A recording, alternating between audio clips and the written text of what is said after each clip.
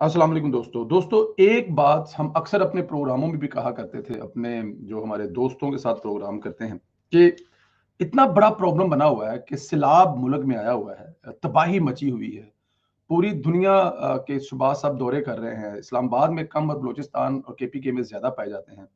लेकिन बहस मीडिया पे, सोशल मीडिया पर ये नहीं है कि तबाही कितनी हुई है, नुकसान कितना हुआ है, लोग बेघर कितने हुए हैं, कितनी देर लगेगी इन लोगों को दोबारा अपने घरों में फसलें, जमीनें इस काबिल कब होंगी कि दोबारा उस पर फसलें उगाई जाए।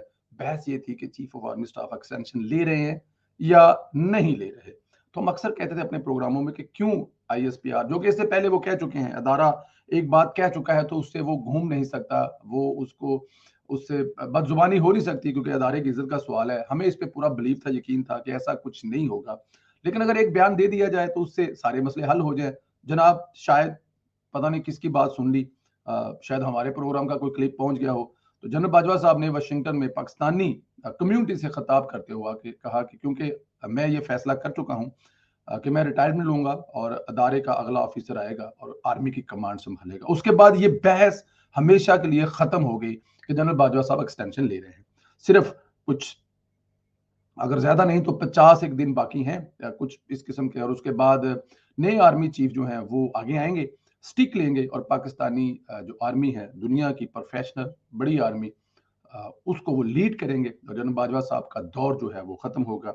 वो दौर कैसा रहा उस पर एक अलहदा बहस हो सकती है। उन्होंने क्या कमाया, क्या खाया, उनकी वजह से मुल्क को कितना नुकसान हुआ या मुल्क कितने तरक्की की, या उन्होंने जो अपना दरमियान में उनका जो काम था उसको छोड़कर दरमियान में मईशत ठीक करने की कोशिश की और मुल्क की जमहूरियत ठीक करने की कोशिश की और मुल्क से करप्ट लोगों को खत्म करने शुरू किए, सादुक और अमीन किस्म के लोग भर्ती किए, और उसका क्या तबाही हुई और कितना नुकसान हुआ, इस पर एक लंबी चौड़ी बहस हो सकती है। लेकिन फिलहाल ये मकसद वी लोग जो है वो ये है कि क्या इसके बाद इमरान खान साहब के कोच आराम से बैठ जाएंगे कि जनरल बाजवा साहब ने कह दिया जी कि एक्सटेंशन जो है तो नहीं ले रहा, लेकिन अगर वो एक्सटेंशन नहीं ले रहे तो जिनका नाम पिछले 6-7 साल से चीफ ऑफ आर्मी स्टाफ के लिए आ रहा है कि अगले आर्मी चीफ वो है, हमारी आंखों में वक्ती तौर पर हमें लगता है ऐसा है कि वो नहीं बन सकते। क्यों नहीं बन सकते? बहुत सारी रीजन है, मुतनाज़ा बहुत हो चुके हैं, आर्मी में उनको पसंद नहीं किया जा रहा, और लेकिन लेकिन लेकिन लेकिन क्या, मुझे जरा ये बताएं, जब सिद्दीकी साहब को बुलाकर सिद्दीकी साहब के पास जाकर ये कहा था कि अगर आपने ऐसा किया तो हमारी 2 साल की मेहनत जाया हो जाएगी, तो हम ऐसा नहीं करना चाहते। तो जब 2 साल की मेहनत जाया ना होने के डर से इतना बड़ा गेम रचाई, तीन वक्त के वजह उनको घर भेज दिया, बेटी को जेल में, माँ मर गई, पता नहीं क्या क्या इस मुल्क के साथ जुल्म सितम हुए, तो अभी आपको क्या लगता है जिन्होंने 7 साल इसके लिए मेहनत की होगी कि वो सरबराह बनेंगे, वो चुप करके बैठ जाएंगे? और इमरान खान साहब जी जो बार बार इस्लामाबाद पर कब्जा करने की धमकी दे रहे हैं, हर जिले से 6,000 बंदा, पूरे पाकिस्तान से वो करोड़ों बंदा ला के इस्लामाबाद को ब्लॉक करने की धमकी दे रहे हैं, आपको क्या लगता है ये सब कुछ इमरान खान साहब कर रहे हैं?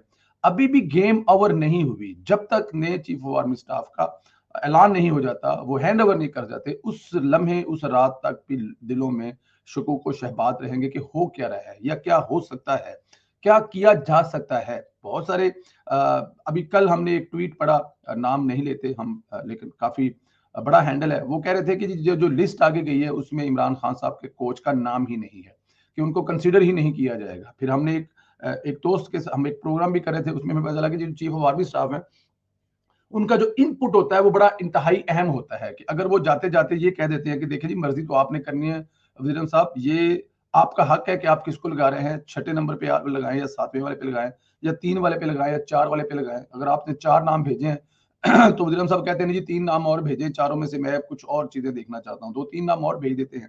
लेकिन कहने वाले ये कह रहे हैं, अब इस पे कोई सोर्स जो है वो हमारे पास वो नहीं है जिस पे हम कह सके कि हम आपको कुछ वो साबित भी कर देंगे, लेकिन सोशल मीडिया की खबरों के मुताबिक नाम ही नहीं गया कोच का, जो इमरान खान साहब के कोच है उनका नाम ही नहीं गया।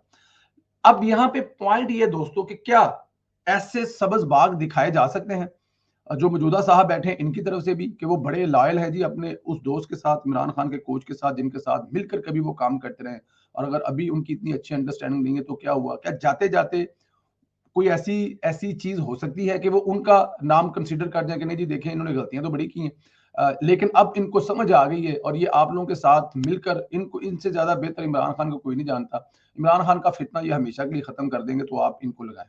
क्या पीडीएम की हुकूमत को अभी भी ट्रैप किया जा सकता है, या किसी भी तरह से कोई भी सोर्सेज से कोई ऐसी चीज हो सकती है कि वो लड़ाई झगड़े से नहीं, से सुलह सफाई से, मतलब कि पहले तो वो कह रहे थे कि जी हम नहीं बनना है और इनको दबा दो, जेलों में डाल दो, ये तो तरीका दूसरा था। लेकिन दूसरा तरीका ये है कि अब हम पैरी पै जाएं, और पैरी पै जाएं और हम कहने जी अब हम बड़े अच्छे हो गए, हम आपको कोई तकलीफ नहीं देंगे, आप जो हुक्म करेंगे वही होगा। कुछ इस किस्म की गेम करके कोच साहब जो हैं वो दोबारा फिर उस दौड़ में शामिल हो जाए, जिस दौड़ से सोशल मीडिया, खासतौर पर पीएमएलएन और डेमोक्रेटिक जितने भी दोस्त हैं जो डेमोक्रेसी को फेवर देते हैं, जो वो धोखा खा जाए। ऐसा हो सकता है, कुछ भी हो सकता है। जब तक स्टिक हाथ में नहीं पकड़ी जाएगी उस वक्त तक कुछ भी हो सकता है।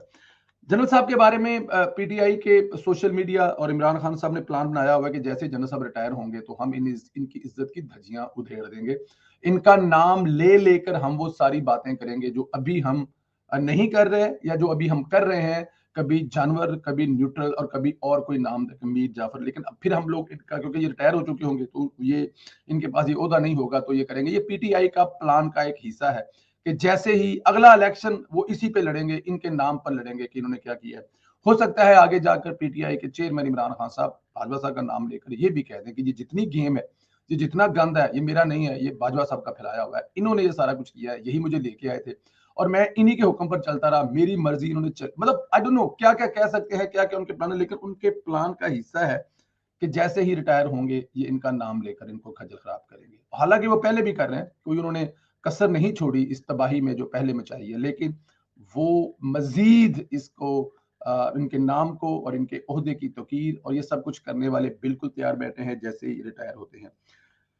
दोस्तों, मुझे पाकिस्तान तहरीक इंसाफ की ये समझ नहीं आती कि वो चाहते क्या हैं। मैं कल एक बयान सुन रहा था, फवाद चौधरी साहब का, स्पोकमैन है, इमरान खान साहब के बड़े करीबी हैं। मुझे वो साइंस समझ नहीं आई थी, मैं आपको समझाने की कोशिश करता हूं, कमेंट्स करके बताइएगा कि अगर आपको समझ आए। वो कह रहे थे कि हमें प्रॉब्लम जो 4 या 5 नाम है ना जो आर्मी चीफ बनने के अहल है, उन पे कोई प्रॉब्लम नहीं है, वो सारे ठीक है, वो कोई भी आ जाए, हमें प्रॉब्लम नहीं है। हमें प्रॉब्लम है लगाने वालों को, जो लगाने वाले हैं वो गलत है।